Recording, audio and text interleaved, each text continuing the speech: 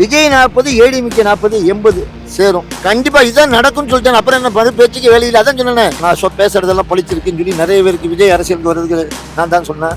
அஜித் இப்போ அவார்டு வாங்கினாரு, அதுக்கு முன்னால் அது நான் தான் சொல்லியிருக்கேன். படிக்கும்போது எனக்கு பெரிய பெரிய தொழிலதிபர்கள்லாம் பார்க்கும்போது நம்ம ஏன் தொழிலதிபர் ஆகக்கூடாதுன்னு ஒரு ஆசை. டிஎம்கே ஒரு ரேஞ்சில் போயிடுது, விஜய் ஒரு ரேஞ்சில் போறாரு, ஏடிஎம்கே ஒரு ரேஞ்சில் போகுது. இப்போதைக்கு நான் சொல்றது என்னன்னா, இப்போதைக்கு யாரும் கூட சேர போறது இல்லை. விஜய் வந்து கண்டிப்பாக டிஎம் கூட சேர மாட்டேன்னு சொல்லிட்டாரு. வாய்ப்பே கிடையாது. எலெக்ஷன் முடிஞ்சாலும் வாய்ப்பு இல்லை. அதே மாதிரி விஜய் வந்து ஏடிஎம்கே பற்றி தப்பாக பேசவும் இல்லை. அதுதான் பெரிய சஸ்பென்ஸ். இப்போ உள்ள முதலமைச்சர் கடைசியில் அவங்க கூட இருக்காங்க மினிஸ்டர்கள், அதில் 2 பேர் என்ன பண்ணிட்டான், நரகளை தூக்கி வச்சுட்டான். அப்போ நீங்கள் 2 நரகளை எடுத்து போட்டு சாப்பிடுவீங்களா, இல்லை குப்பையில் தூக்கி போடுவாங்க அந்த இலையை? விஜய்க்கு ஒரு துணை முதலமைச்சர் பதவியோ இல்லை மினிஸ்டர் போஸ்ட்டில் ஒரு பங்கோ ஏதோ ஒரு அங்கம் வச்சு தான் பண்ண முடியும். இல்லைன்னா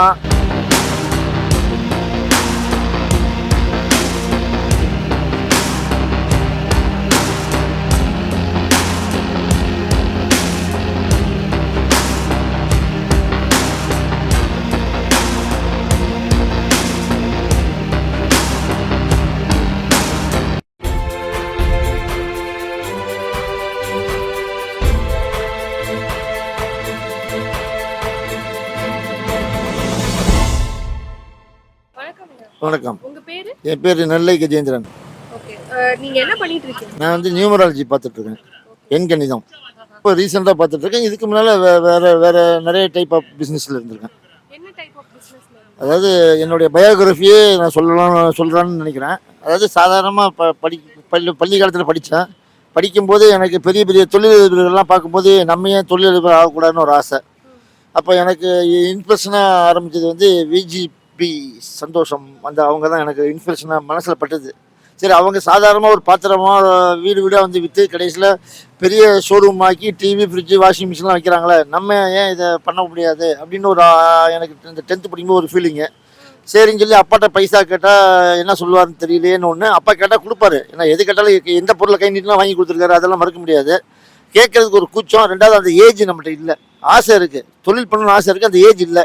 சரி, என்ன பண்ணலாம்னு பார்க்கும்போது நம்ம அது சம்மந்தமாக உள்ள தொழில் இடத்துல வேலை கேட்கலாமான்னு நினச்சி எனக்கு வந்து லைப்ரரி போடுறது அதிகமாக பழக்கம், பேப்பர் படிக்கிறதுலாம் பழக்கம். அந்த மாதிரி பேப்பர் படிக்கும்போது பார்த்ததில் ஒரு விளம்பரம் வந்தது. இந்த மாதிரி ஃபைனான்ஸ் கம்பெனியில் வந்து வசூல் பண்ணுற வேலைன்னு ஒன்று வந்தது. சரி, போய் வசூல் பண்ணலாமா, அந்த வேலைக்கு போகலாமான்னு போனேன். அதுக்கப்புறம் என்னுடைய ஸ்பீடு என்னதெல்லாம் பார்த்துட்டு என்னடா இது அடுத்தவனுக்கு உழைக்கிறோம், நம்மள்கிட்ட ஒன்றுமே இல்லையே. 3 வருஷம் அங்கே ஒர்க் பண்ணேன். அப்போ 2500 முதல் மாதம் 1000 சொன்னார். ஆனால் 1000 கிடையாது, 2500 மாறிச்சு. அப்போ ஒரு மாதத்துக்கு 2500 10 மாதத்துக்கு எவ்வளோ ஆச்சு? 25000 ஆச்சு. அப்புறம் 2 மாதத்துக்கு ஒரு 30000 ஆயிடுது. அப்போது ஒரு வருஷத்துக்கு 30000ன்னா 3 வருஷத்துக்கு 90000. அன்றைக்கி 90000, இன்றைக்கி 9 lakhs. அப்போ கையில் காசு இருக்குது, அம்மாட்ட கொடுத்து வச்சுருந்தேன். அப்புறம் அம்மாட்ட போய் கேட்டேன், இந்த மாதிரி அடுத்தவன்ட வேலை செய்கிறது எப்படி, நான் இதில் இந்த கம்பெனியில் ஒர்க் பண்ணும்போது இந்த தொழிலுக்கு என்னெல்லாம் டாக்குமெண்ட்ஸ் ரெடி வாங்கணுங்கிறது அந்த கம்பெனிலேருந்து ஓனர்கிட்ட போய் கேட்டேன். சார், நான் இதுமாதிரி பண்ணணும்னு ஆசைப்பட்றேன். ஏன்னா இன் ஃபியூச்சரில் நான் வந்து ஒரு பெரிய லெவலில் வரணும்னு ஆசைப்பட்றேன். எனக்கு உங்கள் ஆசீர்வாதம் வேணும்னு சொல்லி அவர்கிட்ட சொல்லிட்டு தான் அந்த கம்பெனியோடைய டாக்குமெண்ட்டு எதெல்லாம் மக்கள்கிட்ட கையெழுத்து வாங்குவாங்க, பில் புக்கு எல்லாமே அவங்க என்ன ஃபாலோ பண்ணாங்க, லைசன்ஸ் எடுக்கிறது எல்லாமே எனக்கு ஒரு காப்பி கொடுத்தாரு. நான் அதை வச்சு முயற்சி பண்ணி ஸ்டார்ட் பண்ணிட்டேன், பிஸ்னஸ் ஸ்டார்ட் பண்ணிட்டேன். இப்போ நான் நியூமராலஜி பார்த்துட்டு இது 10 வருஷமாச்சு. நான் வந்து விட்டு 10 வருஷம் ஆச்சு. அதான் பார்த்துட்டு இருக்கேன். டிவியில் நிறைய சேனலில் என்னை ஹெல்ப் பண்ணி எனக்கு சப்போர்ட் பண்ணுறாங்க. நான் நான் பேசுகிறதெல்லாம் பழிச்சிருக்குன்னு சொல்லி நிறைய பேருக்கு விஜய் அரசியலுக்கு வர்றதுக்கு நான் தான் சொன்னேன். அஜித் இப்போ அவார்டு வாங்கினார், அதுக்கு முன்னால் அது நான் தான் சொல்லியிருக்கேன். நிறைய நிகழ்ச்சிகள் எனக்கு யூடியூப்காரங்க மூலமாக வந்திருக்கு. இப்போ நிறைய டிவியில் நீங்கள் எடுத்துக்கிட்டாங்களே என்ன சொல்லுவாங்கன்னா, யூடியூப் புகழ் நெல்லை கஜேந்திரன் இப்படி ஒரு பட்டத்தை எனக்கு தள்ளி விட்டாங்க. இப்போ அது வந்து இப்போ எனக்கு பெருமையாக ஒரு பக்கம் இருந்தாலும் இன்னொரு பக்கம் என்னன்னு கேட்டேன்னா, இந்த பிஸ்னஸில் இப்படி மேலே ஏறி போகணும், அது மாதிரி இதுலேயும் ரொம்ப மேலே போயிடக்கூடாதுன்னு சொல்லி நிறைய கூட தழும்பாமல் அப்படியே என்னுடைய வாழ்க்கையை ஓட்டிகிட்டு இருக்கேன். எனக்கு இப்போ நான் வந்து தனியாக மென்ஷன் ஒன்று எனக்கு ஒருத்தர் ஹெல்ப் பண்ணியிருக்காரு, அவர் கொடுத்துருக்காரு. அங்கே தங்கிட்டு இருக்கேன். டெய்லி காலையில் இங்கே வருவேன், ரிலாக்ஸாக எல்லாத்தையும் பேசுவேன், பார்ப்பேன். நிறைய ஒரு நாளைக்கு 5-6 யூடியூப் சேனல் வந்து என்கிட்ட பேசிட்டு போவாங்க, என்னோடய பயோகிராஃபி கேட்பாங்க. 2வது ஏதாவது டாபிக் பேசணுன்னா அந்த ஹெட்டிங் வேணும் அப்படின்னு அதுக்கும் கேட்டு ஆலோசனை கொடுத்துருக்கேன். நிறைய சேனலில் என்னை கூட்டிகிட்டு போய் தனியாக இன்டர்வியூ எடுத்து நிறைய பேசியிருக்கேன். நிறைய அவங்க எனக்கு சப்போர்ட்லாம் பண்ணுறாங்க. இன்டர்வியூலாம் போனேன்னா பைசா கொடுத்து உதவி பண்ணுறாங்க. போயிட்டு வர நீங்கள் வயசானவருக்கு எனக்கு வண்டி ஏற்பாடு பண்ணி கொடுக்குறாங்க. எனக்கு இன்றைக்கி நான் அந்த அளவுக்கு பாண்டிபஜாரில் ஓரளவு பேர் வாங்கியிருக்கேன் அப்படின்னா அதுக்கு வந்து அனைத்து எனக்கு உதவி யூடியூப் சேனல் அனைவருக்கும் இது மூலமாக நான் நன்றி தெரிவிக்கிறேன். ஏன்னா நன்றியை தவிர என்னால் எதுவும் சொல்ல முடியாத வார்த்தை இல்லை. எனக்கு கஷ்டமாக இருக்குது. அன்றைக்கி அவங்க வந்து ஒரு ஆள் என்னை பார்த்து பேட்டி எடுத்தாங்க. அந்த பையன் தான் என்னை லைஃப் தூக்கி விட்டது. அவன் தான் ஃபஸ்ட்டு எனக்கு பேட்டி கொடுத்தது. இன்றைக்கி இந்த அளவுக்கு வந்திருக்கான்னா அந்த பையனுக்கு இது மூலமாக நன்றி சொல்லாமல் எனக்கு அழுகே வருது. அந்த பையன் இல்லைன்னா நான் இல்லை. அதனால் இன்றைக்கி என்னாச்சு, இன்றைக்கி ஒவ்வொரு யூடியூப் பசங்களும் தாத்தான்னு வந்து என்கிட்ட வந்து பேட்டி எடுக்கிற வந்து என்னை மேலும் மேலும் என்னுடைய திறமையை அவங்களுக்கு தெரிஞ்சு என்னை வளர்த்து விடுறாங்க. அதுக்கு நான் இது மூலமாக நன்றி தெரிவிச்சுக்கிறேன். நியூமராலஜி பார்க்குறீங்க அப்படின்னு சொல்கிறேன். ஒரே ஒரு சின்ன ஒரு கேளுங்க.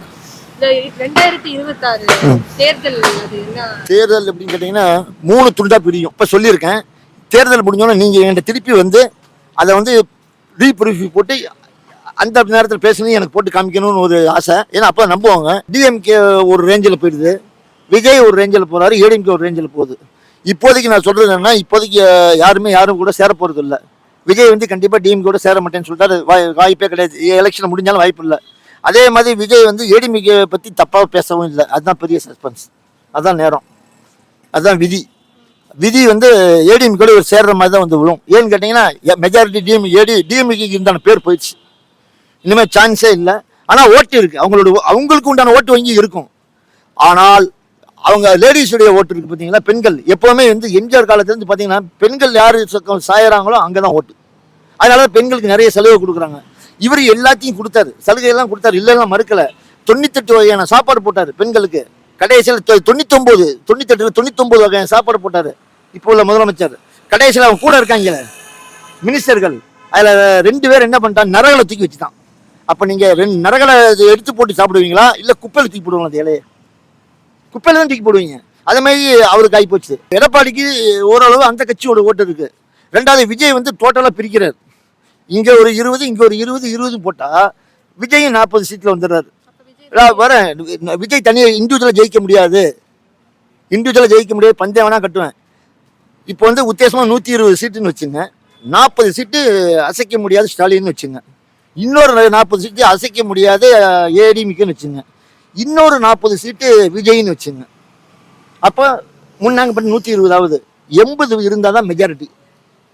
அப்போது டிஎம்கே ஒரு 40, விஜய் ஒரு 40 சேராது. விஜய் 40, ஏடிஎம்கே 40, 80 சேரும். விஜய்க்கு ஒரு துணை முதலமைச்சர் பதவியோ இல்லை மினிஸ்டர் போஸ்டில் ஒரு பங்கோ ஏதோ ஒரு அங்கம் வச்சு தான் பண்ண முடியும். இல்லைன்னா திருப்பி தேர்தல் வைக்கிற மாதிரி வரும். திருப்பி தேர்தல் வைக்கிற மாதிரி வராமல் அளவுக்கு என்ன பேச்சுவார்த்தை பண்ணணுமோ அதுதான் இது வரைக்கும் நடைமுறையில் இருந்துகிட்டு இருக்கு. அப்படின்னு வரும்போது கண்டிப்பாக விஜய் இப்போ சப்போர்ட் பண்ணலை. அவங்க ஏற்கனவே பேசியிருப்பாங்க, நீ தனியாக நில்லு, நான் தனியாக நிற்போம். அதுக்கப்புறம் நம்ம ஏன்னா சில பேர் வந்து விஜய் வந்து ஏடிஎம்கே கூட சேர்ந்தா விஜய் ஓட்டு விழாது. இப்போ சேர்ந்தா இதே எலெக்ஷன் ரிசல்ட்டுக்கு அப்புறம் சேர்ந்தா மக்கள் திருப்பி தேர்தல் வைக்கிற மாதிரி வருது. இது மக்களுக்கு மேலே இது செலவாகுது. அதனால அந்த காரணத்தால் நான் வெளியிலேருந்து ஆதரவு தரேன். ஈஸியாக பேசுவார். அரசியல்வாதி தானே. இப்போ இவரும் அரசியல் பேச தெரியாதா? இவரும் நீட்டாக பேசுவார். இந்த மாதிரி பொருளாதார பிரச்சனை ஏற்கனவே இருக்குது. இப்போ திருப்பி நான் சப்போர்ட் பண்ணேன்னா திருப்பி எலெக்ஷன் வைக்கிற மாதிரி இருக்கும். அதனால நான் வந்து ஏடிஎம்கேக்கு வெளியே ஆதரவு தரேன்னு சொல்லிட்டு வேணுங்கிற போஸ்டிங்கை வாங்கிட்டு அதே மாதிரி என்ன நிர்பந்தம் கொடுப்பாருன்னா, சப்போஸ் இதே போன ஆட்சி நடந்த மாதிரி இந்த ஆட்சியில் நீங்கள் ஏதாவது பண்ணினீங்கன்னா டிசால்வ் பண்ணிடுவேன் அப்படின்னு ஒரு மிரட்டலை போட்டுட்டு ஜாயின் பண்ணுவார். இதுதான் நடக்கும். கண்டிப்பாக இதுதான் நடக்கும்னு சொல்லிட்டேன். அப்புறம் என்ன பண்ணு, பேச்சுக்கு வேலையில் அதான் சொன்னேன். நீங்கள் அடுத்த வருஷம் எலெக்ஷன் முடிஞ்ச பிறகு ப்ரிவியூ அப்படின்னு போடுவீங்கல்ல, முன்னால் சொன்னார் இன்று நடந்ததுன்னு வருது இல்லை, அது மாதிரி நிறைய பேட்டியில் நான் வாங்கியிருக்கேன். சவால் விட்டு பேசுவேன். இந்த வீடியோ உங்களுக்கு பிடிச்சிருந்தா லைக் பண்ணுங்க, கமெண்ட் பண்ணுங்க, ஷேர் பண்ணுங்க, சப்ஸ்கிரைப் பண்ணுங்க.